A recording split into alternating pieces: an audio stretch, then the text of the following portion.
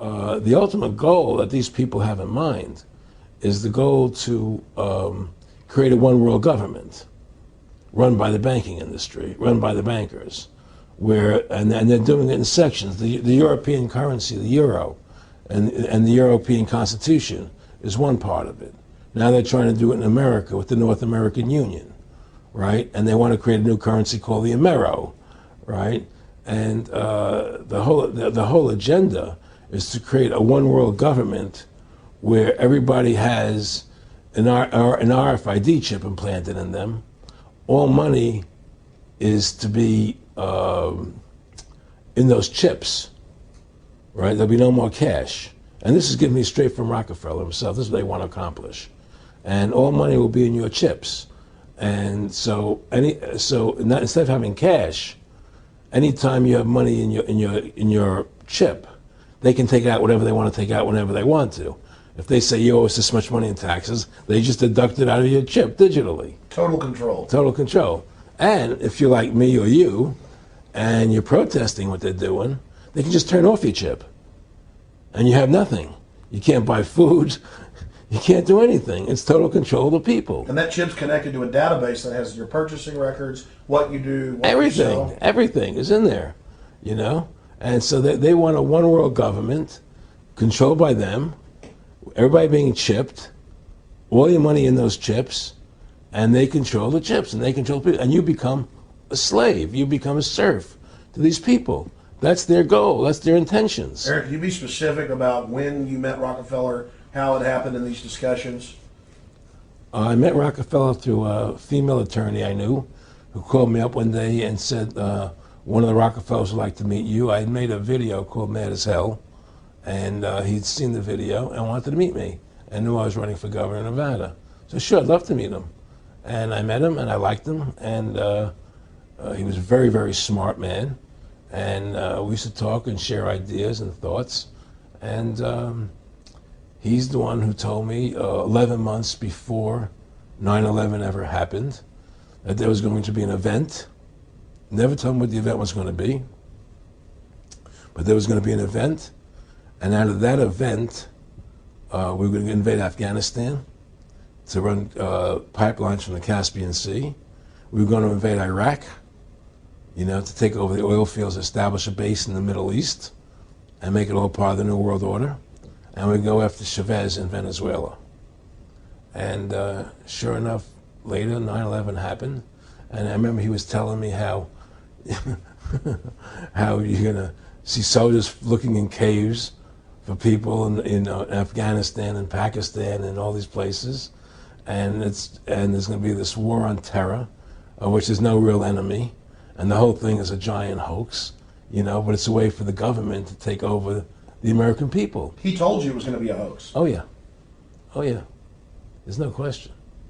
He says, there's going to be war on terror. And he's just laughing. There's no, who are we fighting? I mean, why do you think 9/11 happened and then nothing's happened since then?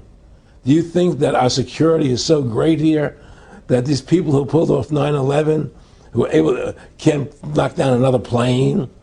Come on, it's ridiculous.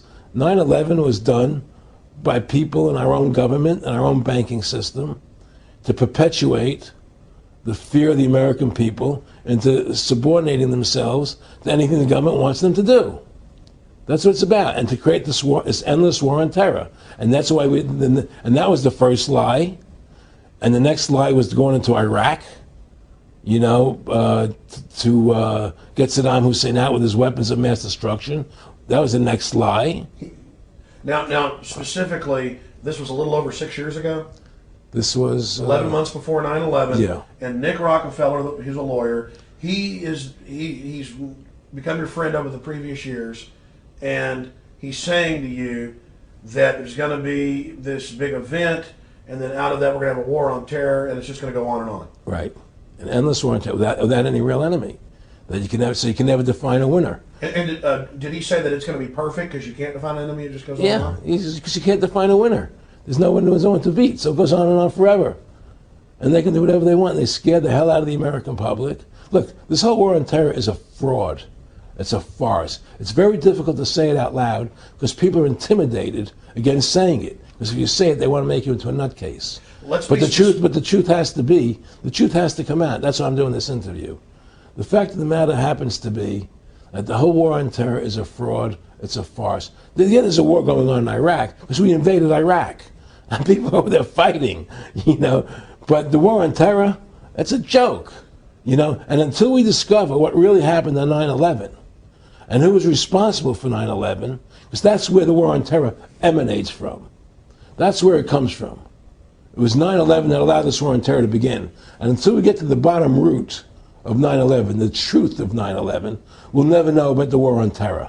Aaron, you said that he was, and I think it's important, and I know this about the Rockefellers from Dr. Dennis Cuddy and many others who literally, you'll be 20 years old in a lunch line at college, and there's David Rockefeller. And they're experts at recruiting and getting what they call players, and that clearly he was, I want to make it specific and just get you to reiterate what you said last night about you got 30% of the vote, you were having an effect, you made mad as hell, they knew that you'd started the Constitution Party, they knew that you were somebody who was taking action and getting things done, you'd already made some big films, had a lot of other successes, right. So they were trying to recruit you, and didn't it come down to the point of, hey, we are here to recruit you, and don't worry, your chip's going to say, don't mess with us, this guy's don't touch. Yeah, yes, that did happen. I was definitely being recruited, but it's more subtle than that. Well, in your words, just go through the process, and then what he said. Well, what it is remember we were friends, and we used to go to my house a lot. We'd have dinner, we'd talk,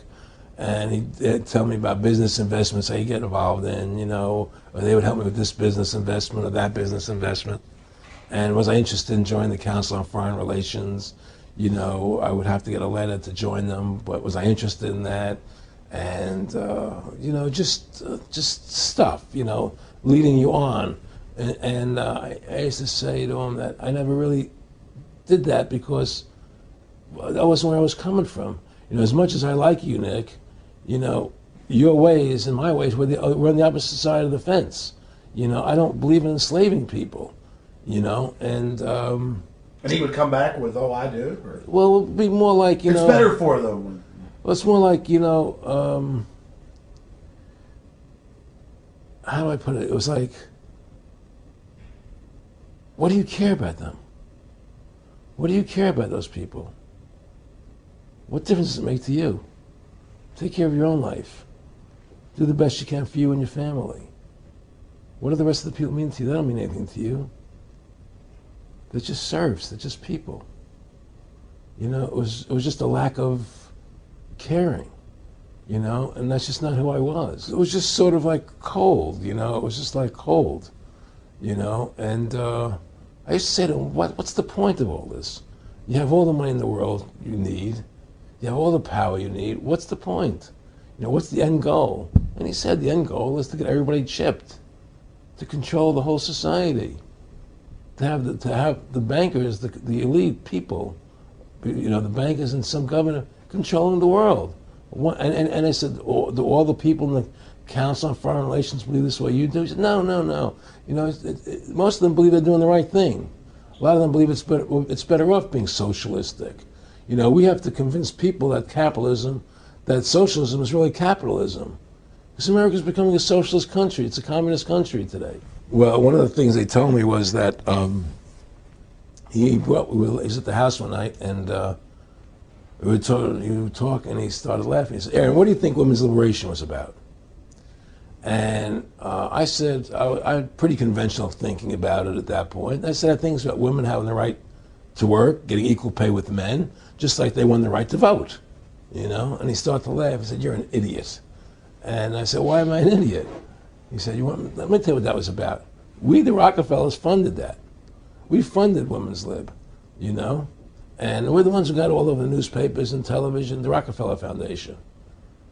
He says, and you want to know why? He said, there were two primary reasons.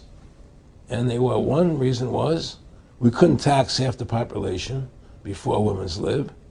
And the second reason was, now we get the kids in school at an early age. We can indoctrinate the kids how to think. It breaks up their family. The kids start looking at the state as the family, as the school, as the officials, as their family, not as the parents teaching them. And so those are the two primary reasons for women's lib, which I thought up to that point was a noble thing. You know, when I saw their intentions behind it, where they were coming from when they created it, the thought of it, I saw the evil behind what I thought was a noble adventure.